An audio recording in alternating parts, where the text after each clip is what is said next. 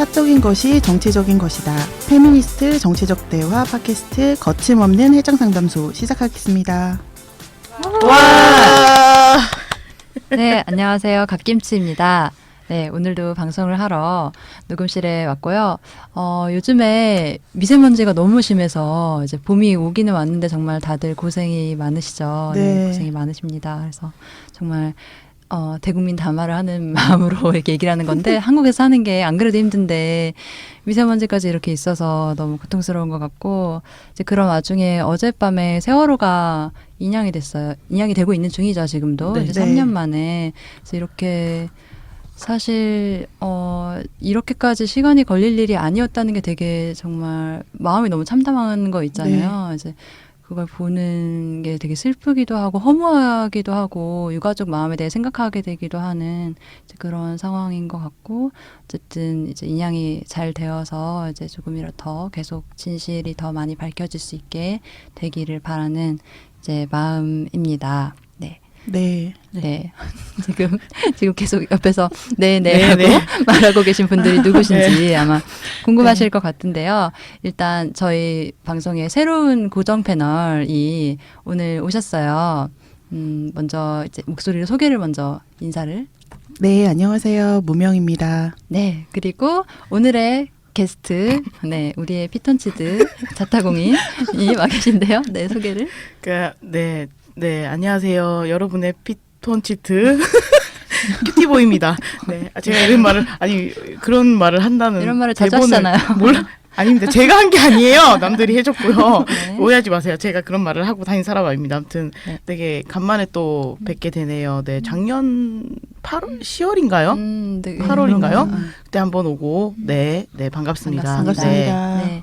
그래서 시작하면서 먼저 각자의 근황을 얘기를 하고 특히 이제 새롭게 오랜만에 또 나오신 거잖아요. 오랜만에 네. 사실은 예전에 다른 이름으로 나오셨으니까 네. 이제 고정 패널 하시니까 소개와 함께 이제 근황을 얘기해 주시면 좋겠습니다. 네, 저는 구상패녀 현 무명입니다. 오랜만에 나오면서 이름을 바꿔야겠다라고 생각하게 된 계기가 제가 며칠 전에 히든 피겨스를 봤는데 정말 여성들이 이름이 남지 않는 거에 대해서 문제적이고 여전히 그렇다라는 거를 느끼면서 살고 있는데 이름이 없는 거에 대해서 더 많이 이야기해야겠다. 그게 문제라는 거를 얘기해보자라고 하면서 무명이라는 네, 별칭으로 돌아왔나요? 네, 하게 됐습니다. 요즘은 네. 그냥 뭐 어떻게 하고 지내세요? 맞아. 그냥 근황. 요즘 정말 일상이 이렇게 꽉 채워질 수 있구나라는 느낌을 받으면서 정말 진짜요? 잘 지내고 있고요. 마음이 우선은 편하고 그리고 얼마 전에 저희가 이제 별자리를 보러 갔어요. 마음이 굉장히 편함에도 불구하고 그럴수록 저에 대해서 궁금하더라고요. 그래서 별자리를 보러 갔는데 제가 모르는 저에 대해서 설명하는 건 하나도 없더라고요. 제가 이미 알고 있는 거였는데 굉장히 확인을 시켜주는 시간이었어요. 그래서 내가 나를 모르는 건 아니구나. 외면하고 있었구나라는 거에 대해서도 많이 알고 있고 요즘 애니어그램, 심리, 나에 대해서 아는 되게 주역책도 보고 있습니다. 그래서 꽃뱀님이랑 관심 되게 있게 비슷한. 그런가요? 꽃뱀님 그런 것에 관심 되게 장난 많으시잖아요. 아니잖아요. 네, 많으신데 그래서 주역책을 열심히 보고 있고 주역을 이제 배울 수 있는 과정이 있는지 별자리에 대해서 좀 공부하고 싶더라고요. 저에 대해 알고 싶어요. 다른 사람보다. 그래서 그거를 좀 네, 하고 있습니다. 나중에 그 얘기 해주셔도 되게 재밌겠다. 맞아요. 응? 주역 공부하고 있는 얘기. 저에 대한 얘기요? 아니요, 주연 얘기요. 저 지금 바로 나 좀 알아봐주면 안 돼? 이런데 사실- 바로 자기에 대해서 알고 싶다길래 네. 네, 원천 근데 차단이군요. 제가 별자리를 보니까 네. 그게 누군가가 타인을 해석하는 건 정말 위험한 일일 수도 아. 있을 것 같아요. 그래서 그 데이터로 나온 저를 이야기해 줄 때 제 안에 그런 기질이 있다라는 거를 나 이미 알고 있긴 했지라는 걸로써의 공감이나 동의 같은 건 되긴 했는데 그거를 스스로 제가 생각하는 것과 뭔가 해석해주는 그러니까 이 말은 큐티보이님 제가 해석 못 해드린다는 거예요. 제가 공부해도 큐티보이님 단칼. 네, 네, 못합니다. 진짜 무명님이 해석 네. 잘 해주는 해석도 괜찮을 것 같은데. 못한다잖아요. 아니요, 못합니다. 알았어요. 네. 단호하다. 알았어요. 네. 네. 네, 키티부이님은 제가 저번 주에 일주일간 휴가를 갔다 왔어요. 그래서 많은 사람들이 제가 일주일 장기 휴가를 썼기 때문에 어딘가 여행을 갔다 왔을 것이다 하고 다 물어봐요. 어디 갔다 왔어요? 네. 뭐 좋은 거 먹고 왔어요? 대구 집에 조카를 보러 갔다 와서 제가 작년부터 지금 8월부터 조카에게 스스로 저당 잡힌 삶을 살고 있으면서 네. 저의 어떤 페미니스트로서의 고민을 좀 하고 있어요. 아까 무명이랑 이거 시작하기 전에 좀 나눴는데 2달마다 이제 조카를 보러 가는 거예요. 근데 제 가족주의 진짜 싫어하고 애 평소에 별로 좋아하지도 않고 그런데 집에 가는 것도 원래 싫어하시잖아요. 정말 싫어. 근데 그거를 견디면서 조카를 나는 왜 이러는 걸까? 그래서 네, 그런 고민이 많이 돼요. 다른 아이들에게 들지 않았던 생각과 관심과 이런 것들을 집중하게 되는 스스로를 보면서 혈육이란 나는 무엇인가? 나는 혈연 내가 거부하던 그것들은 다 어디로 갔으며 그러니까 이게 귀여움의 대상으로서 대상화되잖아요. 한편으로 그러니까 인간 또, 새끼라는 것이 맞아. 또 그냥 아기들이 그렇죠. 새끼가 다 귀엽잖아요. 그래서 그런데 이제 유달리 더 귀엽잖아요. 그래서 좋아하다가 현타가 오고 네, 저도 일주일간 휴가를 갔다 왔거든요. 제대로 휴가를 갔다 오셨죠? 네, 저는 발리에 갔다 왔어요. 네네. 여행을. 근데 이제 발리에 가면서 거기 날씨가 덥잖아요. 그래서 거기 이제 뭐 민소매 원피스 같은 거 거기서 사서 그냥 이렇게 입는데 제가 원래 사실은 겨드랑이의 털을 밀었거든요. 네. 원래 한국에 있을 일상적으로 때. 미시는 건가요? 그러니까 겨울에는 기르지만 네. 여름이 돼서 이제 사실 반팔보다는 민소매 옷을 더 많이 입기 때문에 밀었었어요. 그래서 네. 뭐 페미니스트가 어떻게 겨털을 밀 수가 있느냐라고 한다면 눈썹칼로 밉니다라고 그런 사실 이제 당당하게 기르고 나가보고 이런 실험을 해본 것도 아니기 때문에 항상 약간 찝찝한 마음과 그러면서 또 겨털 시위 이런 데는 또 나가요. 그러면서 이제 책임감 느끼고 알량한 부러움. 그것은 갈등이 느껴서. 있는 사람이 또 얘기할 수 있고 나갈 수 있는 거기 때문에 네, 뭐. 막 그렇게 겨털을 자랑하는 친구들을 보면 약간 알량한 부러움을 느끼기도 하지만 그렇다고 그 며칠 전에 안 깎은 채로 나가기에는 너무 중딱 같은 상태잖아요. 그때 알죠? 그게 더 그러니까 더 그게 더 이상한 장벽이 높아. 약간 그래서 이제 실패하고 내년을 이제 기다리다가 내년 여름이 되면은 그냥 밀자 이러고 또 밀고 이런 상황이었거든요. 근데 그러다가 이제 여행 가기 직전에 좀 바쁘기도 하고 그냥 신경을 못 쓰기도 하고 에라 이런 김에 해외 나가는 거니까라는 생각에 안 밀고 막 돌아다닌 거예요. 그러니까 이게 너무 자유롭고 편하고 해보니까 나름의 멋이 있네 이런 생각이 들기도 하고 그래서 약간 올여름에는 안 밀고 한번 한국에서 살아볼 수 있겠다 이런 생각을 하게 된 도전. 네. 최근에 좀 불거졌던 일들 얘기를 해볼까 하는데요. 네. 그거 보셨나요? 그 어제 트위터 SNS에서 되게 이슈가 됐었는데 그 생리대를 네. 여성환경연대에서 이제 전문가 교수랑 같이 유해물질 검사 네, 같은 네, 걸 한 네. 거예요. 그래서 이제 사실 이제 생리대를 다 전수조사를 한 건 아니고 몇 가지 브랜드의 생리대들의 이제 체온이랑 비슷한 어떤 상태에서 여기에 얼마나 그 발암물질을 포함한 유해물질이 들어있는지를 봤는데 꽤 많이 대다수의 생리대에서 그게 검출되었던 거죠. 이제 그러면서 사람들이 그걸 보고 되게 충격을 받고 막 굉장히 많이 회자가 되었었어요. 그래서 좀 기사를 읽어보니까 이게 사실 의약 외품이고 그리고 화장품 같은 경우에는 그 성분 표시 의무 같은 게 있는데 생리대는 그런 것도 없고 사실 이게 과연 얼마나 인체에 어떤 작용을 하는지에 대한 충분한 검사 혹은 어떤 규제 기준 이런 게 마련되어 있지 않다는 그런 게 막 얘기가 되더라고요. 생리를 하는 여성들의 몸에 되게 가까이 붙어 있는 물건인데 불안할 수밖에 없다는 생각이 들기도 했었던. 네, 갓김치님한테 저는 사실 아침에 이 얘기를 들었는데 이 얘기 들었을 때 제일 먼저 들었던 생각이 그러면은 기저귀도 기준이 없나? 저도 생리대만큼 그 생각 그런가? 들었어요. 라는 생각이 일단 들고 이전에도 이슈가 많이 됐었는데 그런 논란이 있었음에도 불구하고 여전히 관리 기준이나 전혀 이거에 대해서 검사하는 과정이 없다라는 게 너무 놀라운 거예요. 너무 의문이 드는 거예요.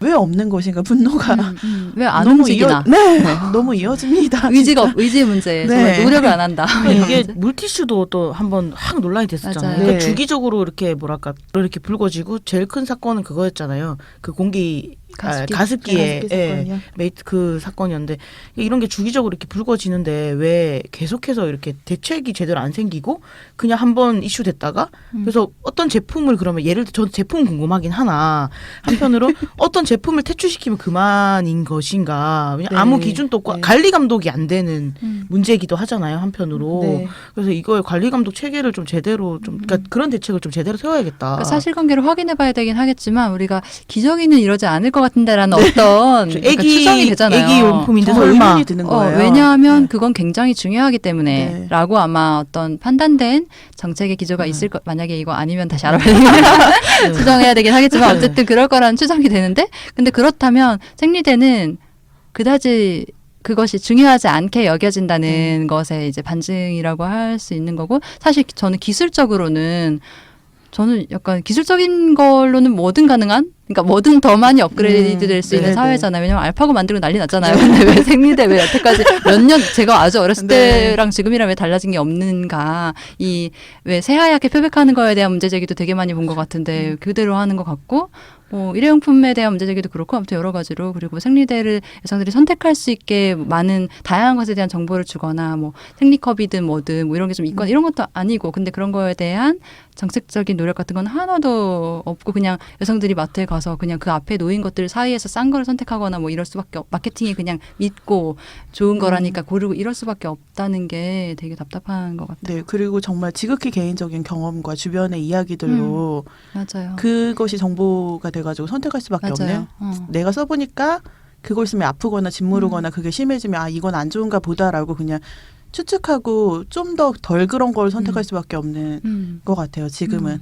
그래서 이건 꼭 기준이 있어야 될 것 같아요. SNS 그런 얘기도 하더라고요. 그러니까 그 생리컵 같은 거는 또 수입 금지 네, 맞아요. 됐잖아요. 그러니까 그건 오히려 인체 무해하다고 얘기하는데 그런 거 수입 금지시키면서 이런 거에 대책이 하나도 없고 이런 거에 대해서 일관성 굉장히 없는. 자본에 맡겨져 있는 그냥 내던져져 있는 이런 문제들이 되게 많다는 생각을 했습니다. 그러니까 생리컵도 근데 완전 무해한 건 또 아닌 것 같더라고요. 아무튼 그래요. 또 그 그런- 얘기도 있어요. 실리콘이 네. 뭐 몸에 들어가는 뭐 그러니까 그것에 대한 이제 기준 마련도 네. 필요한데 안 네. 움직인다는 네, 거죠. 안 움직인 네. 거죠.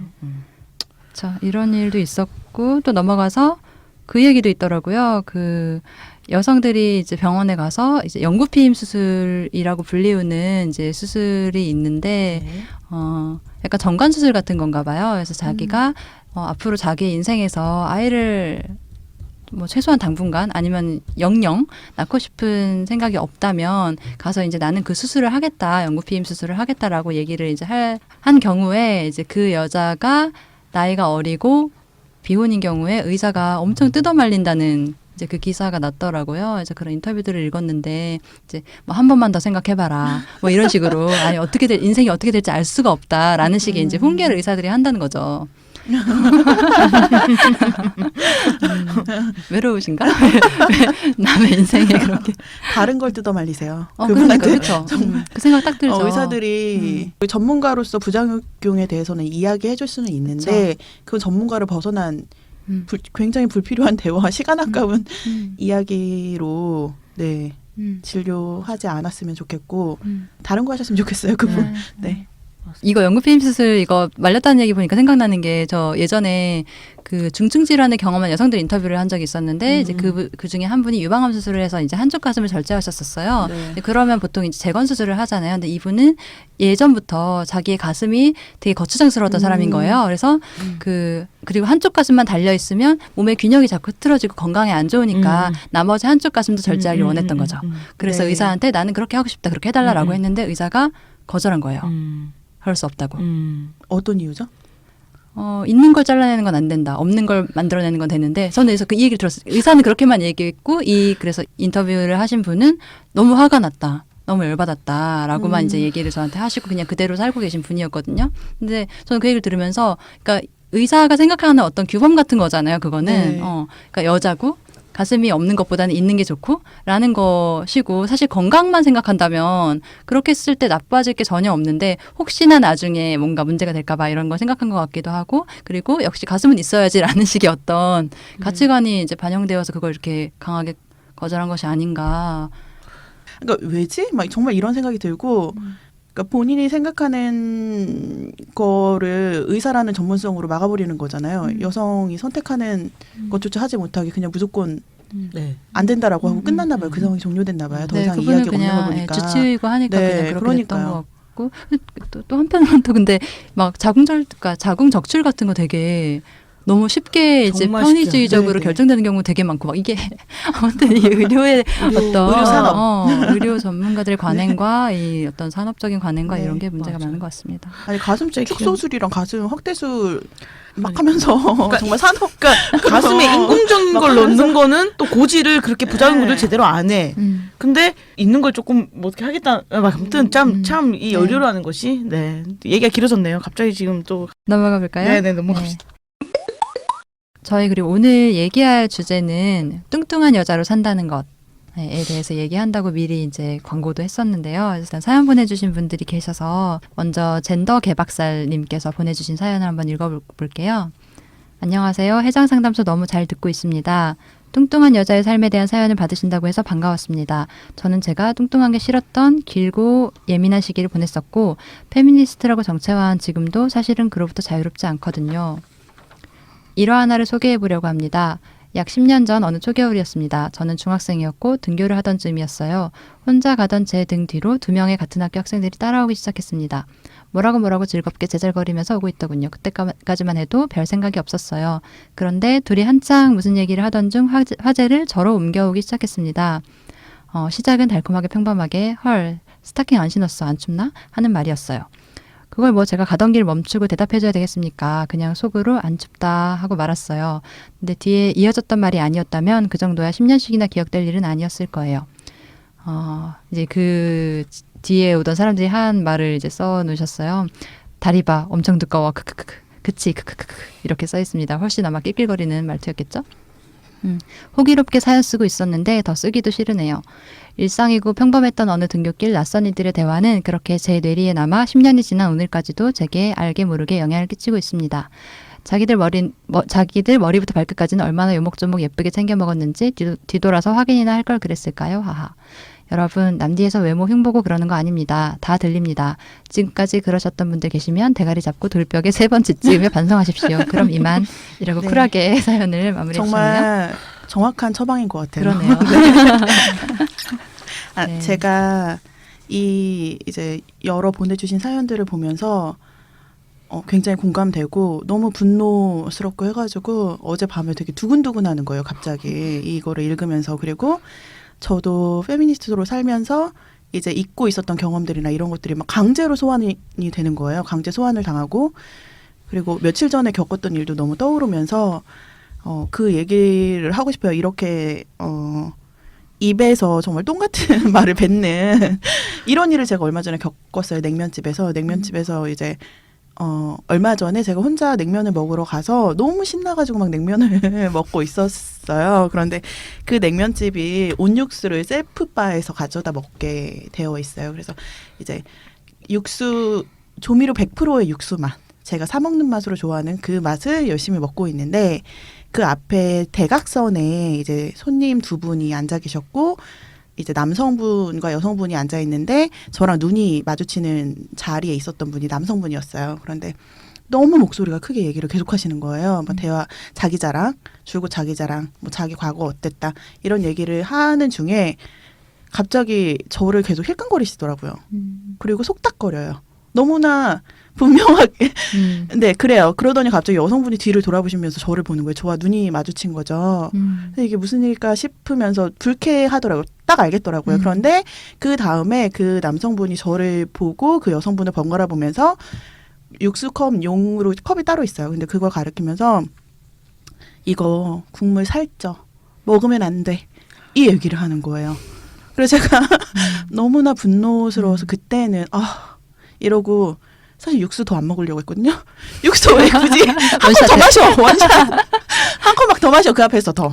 그러긴 이제 했는데 사실 굉장히 기민하거든요. 그러니까 뚱뚱한 몸으로 살게 됐을 때 그렇지 않은 사람들이 경험할 수 없는 것들을 경험하기 때문에 이분이 이야기하셨던 것처럼 내 얘기를 하는구나라는 걸 당연히 알 수밖에 없어요. 여성들이 여성으로 살면서 겪는 일들이 있기 때문에 뭐 육감이라는 표현 쓰듯이 그러니까 살려면 그런 게 생기듯이 이제 내 얘기 하는구나라는 거에서 제가 이제 정말 확신하거든요. 내가 경험한 것들이 이게 맞구나. 이분 얘기를 들으면서 정말 맞구나. 그 자리에서 내가 막 이거 말고 육수를 아니, 굳이 도 한 컵 마셨는데 육수를 한 컵 더 마시지 말고 다른 걸 할 수 있었을까 이런 생각이 육수를 끼얹어 들더라고요. 네. 아니 그리고 이런 얘기를 이제 제가 요거를 보고 어제 짧게 그런 얘기를 했더니 혹시 피해의식이었으면 어떡하지? 막 이런 얘기를 누가 하더라고요. 그래서 그런 생각이 들었어요. 피해의식이라는 것도 왜 그 사람에게 피해의식이 만약에 맞다면 제 스스로도 제가 이제 정체화하고 있는 페미니스트인 것과 다르게 피해의식으로 이게 발생한 일이라고 하면 왜 그런 게 생겼냐라는 걸 제발 생각해라. 그 얘기 하기 전에 그걸 생각해라. 왜 그리고 되게 많이 듣잖아요. 여성들이 피해의식 있는 거 아니냐. 왜 그렇게 되게 만든 구조가 작동했는지를 좀 생각해라. 이런 생각이 들고 굉장히 공감하고 이분의 처방 적절하다. 강제 소환 당한 거 기억을 이제 하면서 굉장히 적절한 처방이다. 이런 생각이 듭니다. 네. 저도 들으면서 막 여러 가지 에피소드들이 떠오르는데 제가 딱 학교 다닐 때 중학교 다닐 때 남학교 여학교가 딱 그러니까 남녀공학이 아닌데 옆에 다른 학교예요. 근데 완전 진짜 담 하나 두고 이제 붙어 있는 남학교였던 거예요. 그래서 그 앞을 항상 지나다녀야 되는데 그러면 이제 남자들이 꼭 그 여자들 몸매 비평이랑 그 뭐 비평을 꼭 그렇게 해대는 거예요. 뒤에서 하거나 아니면 뭐 아무튼 다 들리게. 그래가지고 제가 한 번은 제 친구가 약간 이 비슷한 거였어요. 다리 두껍다 이런 얘기를 뒤에서 한 거예요.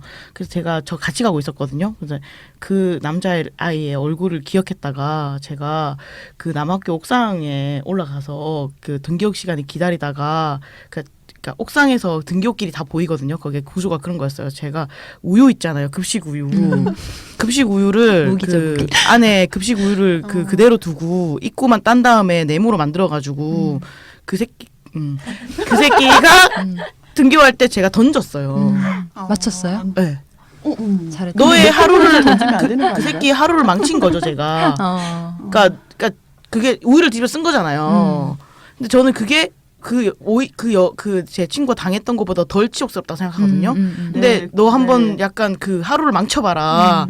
진짜 던졌어요. 그래서 던져가지고 한번 맞추고, 근데 그게 되게 통쾌하더라고요. 통쾌하면서, 그러니까 남성들이 그렇게 다 안 당해봐서 그렇지. 그러니까 남성들은 사실 웬만큼 뚱뚱해도 그런 말 안 듣거든요. 야, 등치 좋네.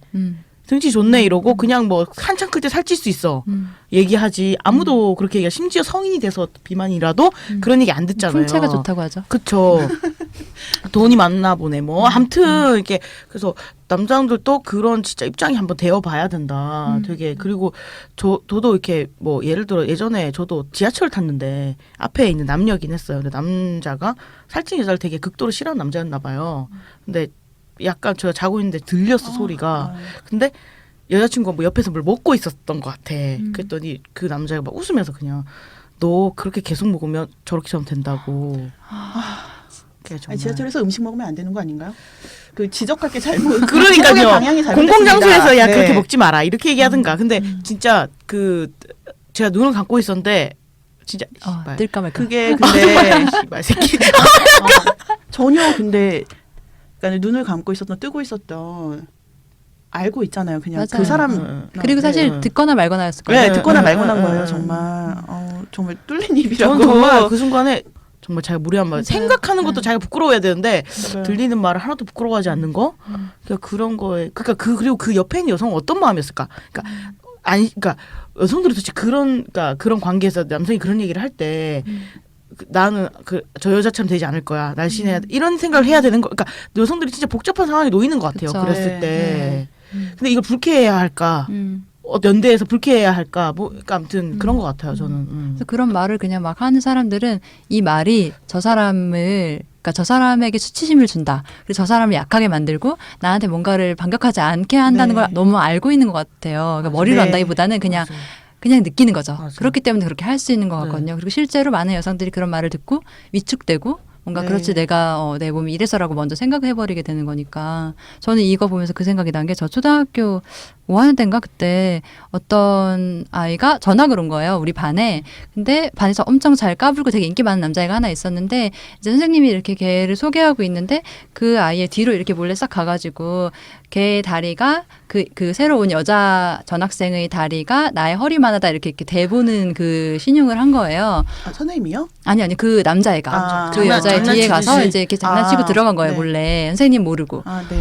근데 그 여자애가 저는 되게 상관관계가 있다고 생각하는데 그날 왕따가 됐거든요. 전학 오자마자. 그냥 저는 그렇게 느꼈어요. 그때 뚱뚱하다는 네, 이유로 네, 네. 그렇다고 느꼈고 네. 그게 모든 반 아이들 앞에서 그 아이를 뭔가 망신주는- 공격의 네. 대상으로 약자로 딱 만들면서 뭔가 누구도 이제 그 아이와 친구하고 싶지 않은 이제 분위기가 막 형성되고 애들 막 깔깔거리면서 웃고 이런 느낌이 되고 정말 왜냐면 전화 왔기 때문에 그 사람이 어떤 사람인지는 우리는 아무것도 모르는 네. 거잖아요. 근데 단지 정말 외모 하나만으로 딱 그렇게 관계가 재설정되는 그런 걸 딱 경험하면서 제가 느꼈던 건 공포였어요. 나도 그럴 수 있다는. 네. 네. 그렇죠. 여성들이 느끼는 건 그때 느끼는 그러면은 그렇게 되지 않기 위한 쪽으로 이제 마음을 먹고 막 움직이게 되는 거잖아요. 그리고 그럴 수 있었던 건 또 그러니까 뚱뚱한 것을 놀리는 거는 너무 당연한 거라는 이제 TV에서도 뚱뚱한 거 그럼요. 계속 이제 개그 소재로 나오고 어른들도 모이면은 애한테 혹은 어른들끼리도 막 이거 살 이러면서 이렇게 그러니까 너무 어떤 쉽게 농담 같은 걸 얘기해요. 하니까 그거 되게 아무렇지도 않은 거고 그냥 장난인 거고 거기에 내가 뭐라고 하지 말라고 하거나 이거는 되게 오히려 되게 이상한 행동인 것처럼 여겨지는 게 있으니까 그렇게 되는 건데 사실은 되게 잔인한 행동인 건데. 네. 아니 사실 몸에 대해서 얘기하는 건 그 사람 일상을 굉장히 부정하거나 존재를 부정하는 네. 말들인 거거든요. 그런데 그런 얘기 너무 쉽게 하고 너무 쉽게 하죠. 제가 이 얘기 들으면서 생각난 게 제가 이제 밥을 먹다가 더워가지고 입고 있던 자켓을 벗었어요. 그런데 민소매였던 거죠. 네. 그랬는데 저를 그 모습을 보더니 저한테 자신감 있다 이러는 거예요. 아니 자신감 왜 이렇게 쉽게 획득되나요? 내가 그냥 자켓 한 번 벗었을 뿐인데 자신감 있다 이러는데 너무 막 그러니까 이게 그때도 참 또 뭐라고 대응을 식당이었는데 참 하기가 식당이었는데 입맛이 너무 떨어지는 거예요. 음. 내 이 먹는 공간에서 그러니까 나에 대해서 그걸 자신감이라고 표현하는 거에 담겨 있는 그 말 한마디에 담겨 있는 저 사람의 가치관과 그 사람이 너무 그러니까 얄팍하잖아요 생각이. 그러니까 그 사람에 대해서 다시 생각하게 되고 맞아. 그리고 제가 이제 많이 듣는 이야기 중에 2가지 시리즈 마음이 편한가 봐 살쪘네 이거랑 이제 왜 이렇게 됐어? 왜 이렇게 됐어는 이미 제가 이미 완성된 나에 대해서 부정하는 질문이에요. 왜 이렇게 됐어? 살쪘네. 왜 이렇게 됐어? 라고 하면서 막 걱정을 해요. 제가 그래서 그날 당일날 기분도 잡치지만 정신 건강에도 굉장히 해로워지고 왜라는 질문을 함부로 던지시면 안 됩니다, 여러분. 같이 우리 왜라는 질문을 던질 때 그러니까 존재를 부정하시면 던지면 되는 질문이 아니에요. 이렇게 됐어라는 건 굉장히 부정적 결말에 대한 질문인데 단지 나의 이제 몸에 대놓고서는 근데 너무 가볍게 쉽게 하는 거예요. 맞아요, 그 말을 맞아요. 만나자마자. 그러니까는 보자마자 굉장히 하죠 보통. 네, 왜? 할 말 없으면 그렇죠. 안 하면 되는데 가만히 있으면 되는데 그러기도 하고 이제 그 왜 이렇게 됐어라 마음이 편한가 보네는 정말 없어져야 될 말인 거예요. 그러니까는 그 이미지 있잖아요. 뚱뚱한 몸에 더 씌워지는 이미지 뭔가 게으르다거나 마음이 편할 거라던가 그리고 특히 여성이 그런 경우에 자기 관리가 안 된다거나 하는 걸로써 절대 걱정도 되지 않고 할 말 없을 때 굉장히 많이 쓰게 되는 외모 평가 같은 거 그만하시고 만약 그 말을 뱉은 순간 본인의 세계관이나 가치관 다 드러내는 바닥 전시. 다 바로 보이는 말입니다. 네. 거예요. 저도 무명이 얘기 들으면서 저도 이제 살 얘기 저도 이제 비만이긴 하니까 살 얘기 쉽게 하거든요 사람들이. 근데 그거에 제가 그냥 이렇게 좋게 받아치는 그냥 장난을 이렇게 받아치고 이런 거가 있어요. 그러니까 그리고 그러다 보니까 사람들이 넌 진짜 성격이 편해가지고 살이 찌나 보다. 또 이렇게 얘기를 해요. 그러니까 살이 찌는 사람들은 속이 편하고 속 그러니까 시끄러워요. 아무런 타격도 받지 않고 속 이렇다고 매우- 생각을 진짜 딱 하더라고요. 그리고 저도 살까지 쪘는데 성격까지 나쁘면 이런 생각들이 또 있었던 것 같아요. 저도. 근데 예를 들어 저희 엄마랑 뭐 이렇게 뭐 어디 미용실을 갔는데 저희 엄마가 계속 제 외모를 이제 끊임없이 디스하는 거예요. 그랬더니 이제 그 머리를 자르시는 분도 좀 풍채가 있었어요. 그러니까 그분이 약간 내 눈치를 좀 보더니 어머님 너무 그렇게 말씀하시면 따님이 좀 싫을 수 있을 것 같다. 그렇게 얘기하니까 엄마가 되게 딱 말을 자르면서 뭐라냐면 얘가 그 말이 불편했거나 싫었으면 이렇게 살이 안 쪘겠죠. 근데 얘 진짜 속 편해요. 라고 얘기를 하는 거예요. 그때 제가 약간 딱 맞히는 게 있었어요. 그러니까 내가 뭐 성격이 좋고 말고 아무 상관없고 그냥 내가 뭐가 나한테 좋을지를 생각해 봐야겠구나 이제. 근데 정말 다행히 그 시장님 이렇게 얘기하다 저희 어머니도 저한테 맨날 그러시는데요. 아니에요. 그거 되게 마음에 담아두고 되게 화나요 이렇게 얘기를 해줬어요 그분이. 네. 근데 저도 그 순간에 이제 사람들이 뭐 어떻게 보면 상관없이 그냥 내가 나한테 좋은 걸 해야겠다. 네. 라는 하면서 저도 이제 그 훈련을 하고 있어요. 약간 정색하는 거. 네. 예. 그래서 얘기를 하다 보니 참 마음이 새록새록 생각나는 뭐 그런 에피소드들이 많아요. 있는 것 같아요. 진짜. 저는 그 엄마의 그 진짜 말이 충격이었어요. 진짜. 얘는 아무런 타격도 받지 않는다. 그러니까 살이 저렇게 찌는 거다. 한편으로는 타격을 주고 싶어 하는 거잖아요. 얘는 좀 네, 스트레스를 네. 받아야 네. 돼라고. 그러니까 저희 어머니 그런 얘기 되게 많이 해요. 너 타격 안 받지. 내가 이렇게 아무리 얘기도 안 받지. 이렇게 그러니까 난 더 세게 얘기하는 거야라고.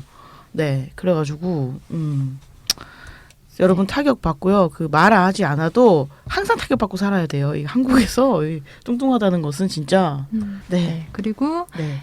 또 다음 사연을 또 볼게요. 제가 읽어볼게요. 이땡땡님이 보내주신 사연인데요. 제 친구 중에 노래 만드는 남자 사람이 있어요. 어느 날 노래를 만들고는 저한테 피드백을 원했는데 가사가 저녁을 먹자 살 걱정하지는 말고 라는 그런 가사가 들어있었어요. 근데 저는 그 가사를 딱 보고 왠지 기분이 나빠서 틀린 말이라기보다는 네가 할 얘기는 아닌 것 같아 라고 얘기를 해줬는데요. 그럼 그걸 뭐라고 쓰냐는 말에 답할 말은 잘 안 떠오르더라고요. 하지만 그런 노래를 듣고 싶지는 않다는 생각이었습니다. 라고 이제 보내주셨어요. 그러니까 남자 사람이 네. 살 걱정하지 말고 행복하게 먹자라는 이제 가사를 쓴 것에 대한 얘기인 거죠. 해맑죠. 네. 너무 해맑죠? 그러니까 아무데나 해맑으면 안 네. 됩니다. 네. 그리고 자기 위치를 좀 알아야죠. 어떤 말이든 할 네. 때 생각해야 되는 것 같은 게 저는 약간 그것도 생각났어요. 왜 최근에 모 아이돌이 널 가두는 유리천장 따위는 부셔버려. 부셔버려. 왜 부셔버려? 진짜 아니 내가 부실 수 있었으면 그게 진짜 지금 부셨지. 세상에 지금 그게 되면 지금 이 세상에 유리천장이 있겠어요? 그것도 생각나고 그리고 그런 거 있잖아요. 뭐 이렇게 내가 어떤 되게 자신감이 되게 떨어지고 막 되게 힘들어하고 있는 상태에서 이제 어떤 사람이 자신감을 가져. 괜찮아. 잘 될 거야. 막 이런 거 있잖아요. 되게 하나마나 그러니까 그 문제 바깥에 있는 어떤 사람이 와서 얄팍한. 되게 쉽게 네. 너 너무 외모에 집착하는 거 아니야? 뭐 살 걱정하지 마라고 얘기를 하는 게 주는 어떤 짜증 있잖아요. 그게 굉장히 사회와 분리되어 있기도 하고 결국은 맞아요. 네 문제야. 네. 너 음, 네가 결국 문제라고 개인한테 얘기하는 전가시는 거예요. 거죠. 네, 개인의 책임이라고 얘기하는 방식인데 굉장히 웃으며 유쾌하게 그런 얘기를 하고 이 가사 쓰신 분도 사실 본인의 위치를 모르는 사람만 이런 얘기를 할 수 있어요. 그러니까 본인이 생각해보지 않은 사람. 그리고 되게 착한 네. 마음이라고 생각했겠죠? 그러니까 선한 마음이 선한데 그닥 좋지 않은 네. 별로 그러니까 선한 마음이 그리고 모르는 게 제일 무섭잖아요. 네. 저는 모를 수 있는 위치. 진짜 그러니까, 싫어하는 말이 그러니까요. 그 내면의 아름다움 이런 거예요. 네, 맞아요. 그러니까 너 외양을 그렇게 치장하지 말고 외양에 그렇게 스트레스 받지 말고 너의 내면을 갖고 정말 진짜 말 안 하고 싶지 않아요? 그런 맞아요. 사람이랑 내면의 아름다움이 정말 뭘까? 그러니까 정희진 쌤이 한번 그런 얘기 하신 적 있거든요. 내면의 아름다움이 도대체 뭘까 하면서, 그러니까 내면이 어디냐는 거야. 도대체 어디냐는 거야. 그러니까 무형의 뭐 어떤 것인데 그런 식으로 이제 마치 이제 외면과 내면을 이렇게 대치시켜가지고 얘기해서 얻는 것이 그리고 결국 네 내면이 아름다워야 된다는 거. 그 판단의 기준 또 누군 것이며. 저는 그러니까 진짜 뭐든지 네. 너무 분리가 쉬워요. 네. 분류하는 맞아요. 거. 네. 내면과 네. 이제 외면으로 몸 그리고 몸도 다 막 분절화시키고 여성 몸 다 분절화시키고 하면서 너무 편하게 얘기하는 거예요. 그 속에서 여성들이 가랑이가 찢어지는 상황이 너무 네, 많은 것 그렇죠. 같아요. 항상. 그래서 네. 뭐 예를 들어서 나는 외모 강박에 너무 시달리나? 그러니까 내가 외모 관리에 너무 집착하나? 네, 그래 네. 그러면 있기는 하기도 하면서 또 어떤 기준에서는 내가 덜 예뻐. 이걸 이제 같이 받으니까 어느 장단에 맞춰도 너무 아니 비난받는 그래서 거죠. 걸그룹들이 딱 봐도 그 몸 유지하려면 일상적으로 계속 강박적 다이어트를 할 텐데도 다이어트한 티 안 내잖아요. 저 많이 먹어요. 저 엄청 먹어요. 그래서 프로그램 리얼리티 프로 나오면 좀 심할 정도로 막 많이 먹잖아요. 그러니까 여성들이 되게 이중적으로 그러니까 내가 살 맞아요. 스트레스 받지만 그거에 대해서 강박을 가지지 않고 있다. 이런 식의 되게 너무 피곤합니다. 또 다음 사연으로 네. 넘어가 볼까요? 네. 먼저 깻잎 님이 보내주신 사연이 있는데요. 이 사연을 큐티보이 님이 읽어주시겠어요? 예. 저는 애인이랑 섹스할 때 제가 애인의 몸 위로 올라가서 해야 오르가즘을 느낍니다. 근데 살이 많이 찌고 나서는 위로 올라갈 수가 없어요. 물론 오르가즘이 섹스의 전부는 아니기도 하고 여전히 섹스는 좋은데 뭔가 아쉽긴 합니다. 그렇다고 먹는 즐거움을 포기하고 싶지도 않아요. 그래서 다른 섹스 토이 같은 것을 써봐야 하나? 이런 생각하고 있는 중인데 애인한테 어떻게 받아들여질지 조금 고민됩니다. 이렇게 네. 사연을 보내주셨습니다. 네. 이런 사연이 있었고 네. 또 약간 비슷하면서 좀 다른 사연이 네. 또 있어서 이거는 네. 이어붙여서 읽은 다음에 얘기해봤으면 좋겠는데요. 네. 익명님이 보내주신 사연을 무명님이 읽어주시겠어요? 네. 네. 최근 2년간 20kg가 쪘고 고도 비만에 진입하게 됐어요. 저는 이전부터 섹스를 굉장히 좋아하고 자유로운 섹스 라이프를 즐겨왔답니다. 그런데 살이 찌고 나니까 스스로 위축되기도 하고 실제로 저에게서 성적 매력을 못 느끼는 남자가 대부분이라 살이 찐 후에는 반강제로 금욕 생활을 했답니다. 그러다가 너무 답답하고 욕구가 끌어올라서 예전부터 알고 있던 사람과 섹스를 하게 됐는데요. 그 사람은 비만인이지만 저랑 전부터 궁합이 잘 맞았고 매너도 좋고 다정한 점 등 좋은 점이 많다고 생각해서 몇 달 동안 파트너 관계를 유지했어요. 그런데 어느 날 그와 섹스를 하는데 아무것도 느껴지지 않고 제가 그를 만족시키기 위해 열심히 연기만 하고 있는 거예요. 두터운 지방층이 섹스를 하는데 장애가 된 것 같아요. 그 섹스가 끝난 후 현자 타임이 오더니 내 외모적 조건이 딸려서 비만인밖에 만날 수 없다는 게 너무 싫어지는 겁니다. 그 사람의 외모는 상관이 없다 쳐도 섹스를 하는데 두터운 지방이 방해가 되니까 그런 사람과 만날 수밖에 없는 내 처지가 서럽고 내 살이 해악이고 없애야 된다는 생각이 들었어요. 그 후로 그 사람을 다시는 만나지 않게 되었고 저는 지금 다이어트를 하고 있습니다. 나름대로의 논리와 정당성이 있는 결론이라고 생각하지만 찜찜한 마음이 계속 남아있는 것은 결국 저도 외모 지상주의의 비만인 혐오 속에서 비만인 혐오를 되풀이하고 정상성으로 도피하고 싶어하는 구조 속의 나약한 수능자일 뿐이다라는 생각이 들어서예요. 그리고 지금 하는 다이어트가 실패한다면 끝없이 절망할 것 같고요. 저에게 비만인 상태로 잘 살 수 있다는 건 환상인 것 같아요 라는 사연을 보내주셨습니다. 네. 네. 네. 뭔가 네. 공감가기도 하고 네. 참 네. 어려운 문제다라는 생각이 들게 하는 사연이죠. 사실 이제 뭐 뚱뚱한 몸을 비난하는 사회 그리고 그런 네. 말을 쉽게 하는 이제 사람들에 대한 얘기는 우리가 되게 분노를 터뜨리면서 막 네. 이렇게 많이 하는 얘기이기는 한데 정말 이제 이분이 지금 보내주신 이런 얘기는 되게 더 많은 생각, 더 많은 고민 이런 걸 네. 하게 하고 되게 얘기하고 싶게 하는 주제이기도 한 것 같아요. 어떻게 생각하셨어요? 이거 두 개 읽으면서 저는 그 앞에 있었던 그런 경험들이 결국은 어떤 나의 이제 일상에서의 생활에서 계속 걸림돌이 되게 만드는 작용을 하는 거잖아요. 내가 혼자 먼저 고민하고 내가 혼자 마음에 걸리고 섹스하는 중에도 혹시 그러지 않을까라는 내 걸림돌을 만드는 걸로 영향을 다 줬다고 생각해요. 그러니까 타인의 말이 없어도 이미 영향을 주고 있고 그게 자유롭지 않다는 거에 저도 굉장히 공감하고 네. 네 있습니다. 저도 이 사연 되게 읽으면서 생각이 되게 많아졌는데 저 자신에 대해서 좀 생각해 보게 됐어요. 그러니까 외부적인 시선이나 뭐 아까 얘기했던 그런 것들 외에 생각을 해보면 일단 저도 그런 거 있는 것 같아요. 그러니까 솔직히 뚱뚱한 사람에게 섹시함을 크게 못 느끼는 거예요. 저도 상대 상대 그럴 때 상대 취향이 예, 제가 이제 그러니까 제가 이성애자는 아닌데, 그러니까 이성애자 아닌데 연애 뭐 성적 텐션 혹은 성적 호감 이런 거가 이제 생길 때 보면 저도 사실 살찐 사람에게 그걸 느낀 적이 없는 거예요. 저부터도.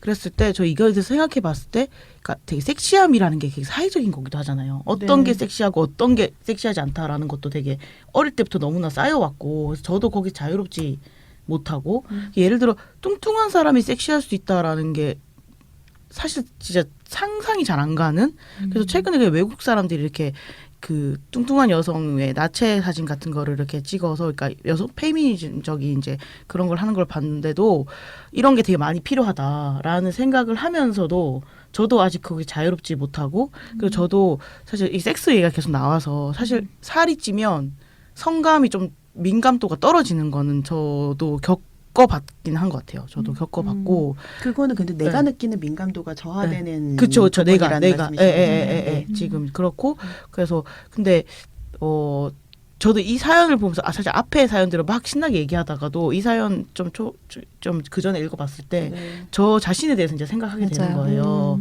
그래서 그럼 나도 내 몸을 그렇게 생각하고 있나?라는 거였고 그리고 저도 이제 그런 거 있는 것 같아요. 이성애자가 아니다 보니까, 그러니까 섹스할 때, 그러니까 이성의 각본에서, 그러니까 여성들이 좀 주도하기보다는 주도 당하는 입장일 때도 많고 바라보이는 입장일 때가 좀 많잖아요. 근데 저도 섹스할 때, 그 살이 되게 급격하게 찐 이유로 네. 섹스를 자꾸 이렇게 주도하는 거 아니면 하기가 싫은 거예요.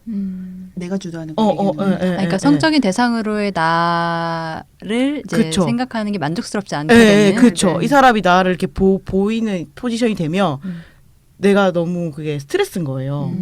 그래서 내가 그냥 주도하고 마는 약간 이런 방식. 그러니까 확실히 이게 그러니까 다른 것보다 이게 어쨌든 옷을 벗고 몸이 전면으로 드러나는 거잖아요. 이랬을 때 더 자신과 마주하게 되는 순간이긴 한 것 같아요. 내밀한 관계에서의 섹스 이런 것들이. 그래서 또 좀 이런 생각들, 뭐 정리는 안 되지만 이런 생각들이 들었어요. 저는.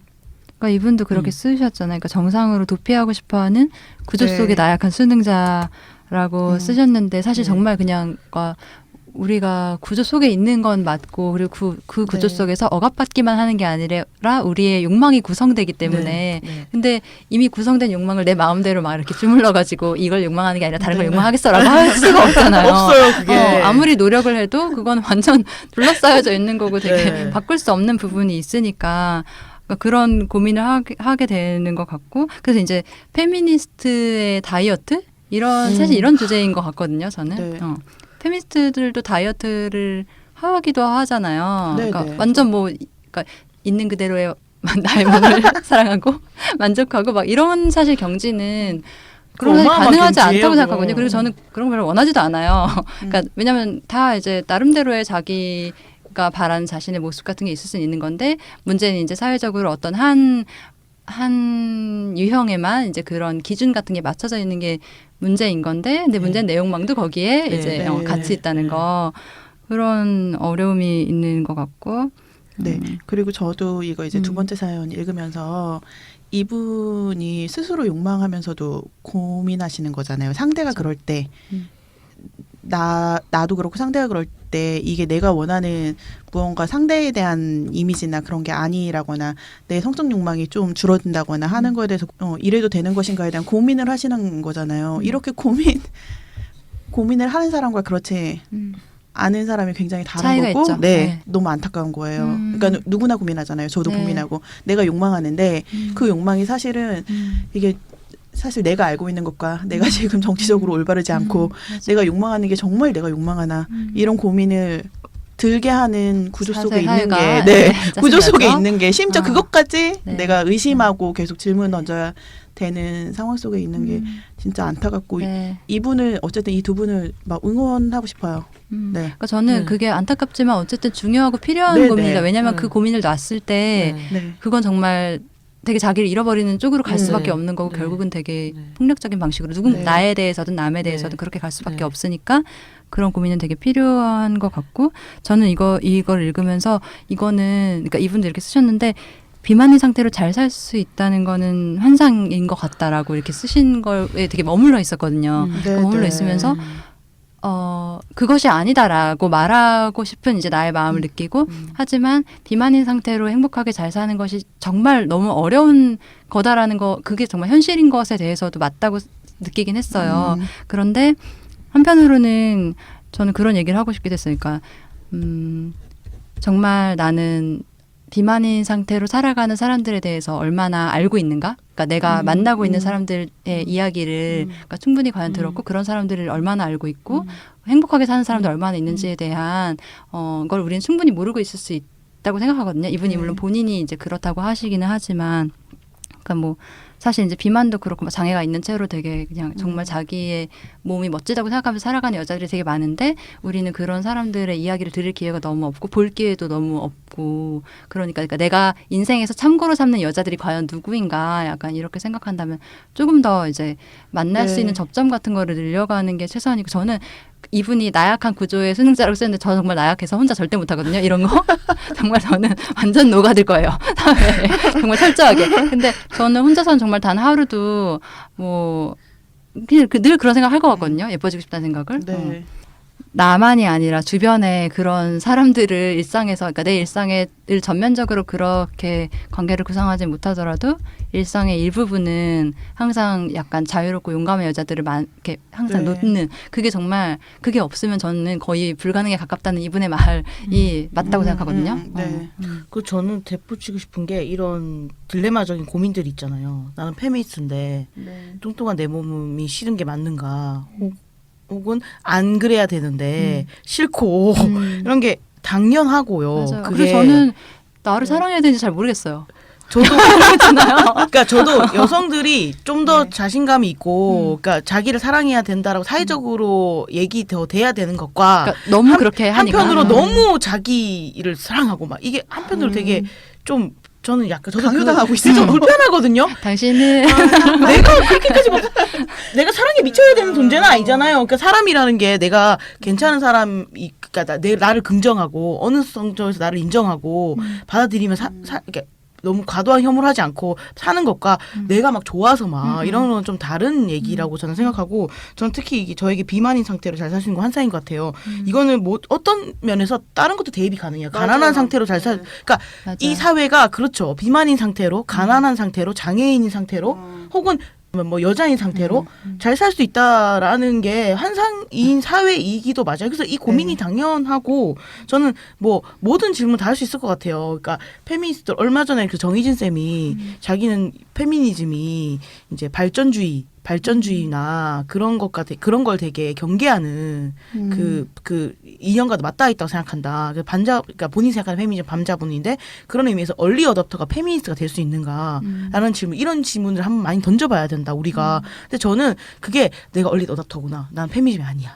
막 혹은 나는 얼리 어댑터 아니까 난 페미니스트야. 막 이런 게 아니잖아요. 그런 얘기를 하는 게 아니에요. 그러니까 내가 볼 때 비만인 내가 싫어. 난 페미니스트 아니구나. 아니면 혹은 내가 페미니스트니까 비만이 나를 멈춰 사랑해야 돼. 막 이런 게 아니라 그런 질문을 하는 과정에서의 중요한. 그 저는 사람이 이런 고민 모든 사람이 다 해야 한다 생각해요. 근데 문제는 너무 어떤 사람들만 이런 고민 속에 몰아넣는 게 문제인 거예요. 맞아요. 예를 이성애자는 또 고민할 수 있죠. 이런 동성애자가 이렇게 핍박하는 사회 핍박이란다. 아무튼 그러니까 예를 들어 이런 거야. 내가 이성애 결혼을 하면서 이런 질문 할 수 있잖아요. 동성애자는 결혼이 불가한 이 사회에서 나는 이 결혼식에 이런 돈과 이런 사람을 초대하는 것이 맞는가?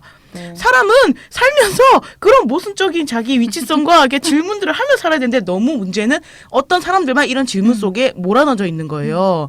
그래서 저번에 장미꽃 밴님이 얘기했던 그러니까 절대 질문하지 않는 것들 누구 얘기하면 그 사람이 이성애자야라고 묻는다던가 그러니까 저는 그런 질문을 사회적으로 더 많이 던져야 하다고 예를 들어 비만이 나도 누가 뭐 얘기할 때 뭐 뭐랄까 그래서 아무튼 아무튼 정리가 안 되는데 저는 정리가 되겠어요. 그러니까, 네. 아니, 그러니까 비만인 사람들이 그래서 문제 제기를 하거나 질문을 던지면 고맙게 들었으면 좋겠어요. 왜냐면 자기들이 생각 못하는 부분인 거잖아요. 자기 위치 때문에. 그러니까요. 그걸 듣는 것도 되게 중요한 것 같아요. 생각하게 하는 거니까. 네. 그러니까 이런 얘기들 보면 저는 그 드라마 생각도 많이 났어요. 그 영국 드라마인데 마이 매드펫 다이어리라고 네, 보셨나요? 네. 되게 좋잖아요. 네. 네. 그러니까 되게 판타지. 너무나 판타지. 애들 너무 착해. 약간 이런 느낌. 그러니까는 그 드라마가 판타지라는 거를 이미 다 깔고 간다라는 게 사실 모든 드라마 판타지인데 네, 그 맞아요. 드라마만 판타지가 돼요. 그렇게 그러네요. 현실을 보여줍니다. 그러네요. 네. 그렇기도 하네요. 네. 맞아요. 근데 그걸 보면서 저는 되게 가장 인상적이었던 건 어쨌든 뚱뚱한 캐릭터가 주인공인데 그 사람이 한없이 발랄하거나 한없이 네. 뭔가 되게 막 이렇게 세거나 이런 게 네. 아니라 되게 뚱뚱한 사람으로서의 겪는 어떤 그런 식의 뭐 고통이나 이런 것도 담고 있으면서도 그 사람이 그 사람이 또 되게 슈퍼히어로도 아니고 네. 나름의 이제 가치 이런 걸 되게 잘 보여주는 것이었어서 되게 좋았다고 생각했는데 너무 그런 미디어 제어물이 없다는 게 되게 중요한 문제 중에 하나라고 생각되기도 했었어요. 그리고 우리에겐 언제까지 뚱뚱한 나이든 뚱뚱한 여성이 주인공으로 나온 드라마는 내 이름은 김삼순이 언제까지 막 김연영 언제까지 씨. 심지어 30살이에요? 김삼순 30살인 거 아세요? 그리고 그 김선아죠. 김선아인가? 김선아 씨. 김선아 씨가 뚱뚱한 여성 재현되는 거 방식. 네. 그러니까 미디어 속에서는 그 여성이 뚱뚱하지만 실생활에서 왔을 때 그 여성의 몸이 어떤 면에서 되게 아니 괜찮아요. 맞잖아요. 드라마가 처음 시작할 때 허구적으로 이 사람을 뚱뚱하다고 우리 보자 약속하고 시작해요. 그게 뚱뚱해서 뚱뚱한 캐릭터가 아니라 뚱뚱하자고 보는 거야라고 약속하자 이런 거를 던지기 때문에 그냥 뚱뚱한 캐릭터를 소화하는 거고 정말 모든 방송 모든 진짜 미디어에서 하나밖에 얘기하지 않고 거의 주인공에 대한 캐릭터와 구도와 이런 거 여전히 안 바뀌고 세월이 이렇게 계속 흘러도 그리고 이제 맞아요. 중요한 거는 뚱뚱한 몸을 아픈 몸이나 병적인 걸로 너무 많이 얘기하고 그게 여전히 계속되게 콘텐츠로 계속 재생산되고 있는 게 왜 기획력이 그거밖에 안 되죠? 네. 그리고 저는 네. 뚱뚱함이 건강 문제에 직결되는 거에서 굉장히 불만이 많아요. 아, 맞아요. 왜냐하면 네. 건강에 안 좋은 건 세상에 너무 많아요. 맞아요. 일단 이 공기 어쩔 거예요. 제가 볼 때 비만보다 더 나쁜 건 한국의 지금 이 공기예요. 제가 지금 흥분했어. 근데 왜 아무도 이 공기에 대해서는 성토하지 않고 너의 비만은 성인병으로 직결될 것이다. 다리를 아니 진짜 심하게 얘기해서 너 그러다가 풍화서 다리를 자른다. 막 이런 얘기를 저한테 한단 말이에요. 여러분 이 공기 때문에 지금 지금 호흡기 질환으로 지금 일찍 죽었어요. 그러니까 제가 지금 공기에 대한 불안감을 조성하는 게 아니라 이 사회가 왜 이 비만에 대한 이 공포는 이렇게 강력하면서 그러니까 건강 걱정한 척하지 말라고요. 그러니까 그거 아니잖아요. 아니라고요. 아니 이게 정말 의사들이 방송 나오면서 본인들 산업 살리자고 네. 가장 쉽게 접근할 수 있는 걸로서의 비만이나 뚱뚱한 거에 대해 접근하는 네. 것 같아요. 사실 아픈 몸이나 그러니까 굉장히 병적인 몸이 됐잖아요. 이게 뚱뚱한 몸이면 안 되는 거 병이랑 바로 연결시키고 비만은 병 이렇게만 되는데 사실 그렇죠. 굉장히 그렇죠. 많은 다양한 그렇죠.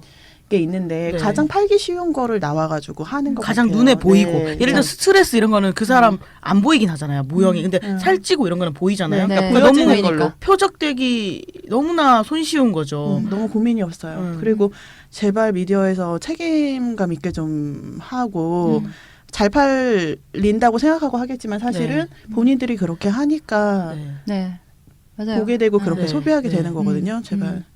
그리고 저는 이렇게 한국 사회에서 진짜 이게 건강하고 균형 잡힌 삶과 이게 가능한 것인가? 불가능. 불가능하다 이거죠. 맞아요. 그리고 사람마다 저는 갑자기 현대인 이 사회를 사는 현대인이라면 누구나 자제 불가능한 어떤 병적인 면을 가질 수밖에 없고 그걸 못 가지면 사람이 폭발해요. 그러니까 그게 뭐 쇼핑이든 먹는 것이든 그러니까 자제가 안 되는 뭔가가 있어요. 담배든 뭐든. 근데 그거를 그렇게 뭐 어떤 한계만 특정하게 병화 시켜가지고 예를 들어 뭐 집을 과도하게 청소하는 거는 뭐 그 사람들이 나한테 피해만 안 주고 그냥 놔두잖아요. 비만도 그렇다고요. 당신한테 피해를 주지 않으니 좀 놔뒀으면 좋겠다. 그러니까 조건을 조성하는 것만 했으면 좋겠어요. 그러니까 개인을 네. 족치는 거 하지 말고 네. 개인한테 어떤 식의 잣대를 들이대거나 비난하고 이런 거 하지 말고 다른 식의 것들을 조성해서 하는 걸 해야지 개인의 실천에 대해서 뭐라고 하면 안 되는 거니까요.